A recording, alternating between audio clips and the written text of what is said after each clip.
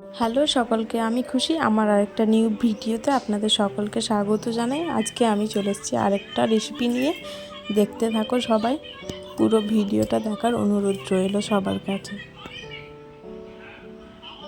এখানে আমি তেলের ওপরে শুকনো লঙ্কা দিয়ে দিয়েছি, তারপর ফোড়ন হিসেবে 5 ফোড়ন দিয়ে দিয়েছি, তারপর দিয়ে দিয়েছি তেজপাতা, তারপর আমগুলো দিয়ে দিয়েছি এখানে, তারপর দিয়ে দিলাম নুন, তারপর দিয়ে দিয়েছি হলুদ, তারপর ভালোভাবে নাড়াচাড়া করে নিয়েছি। ভালোভাবে নাড়াচাড়া করে নেওয়ার পর জল দিয়ে দিয়েছি সেদ্ধ হওয়ার জন্য। তারপর আমি ঢাকা দিয়ে দিয়েছি সেদ্ধ হওয়ার জন্য। ঢাকাটা খুলে নিয়েছি, তারপর দেখুন আমগুলো সেদ্ধ হয়ে গেছে।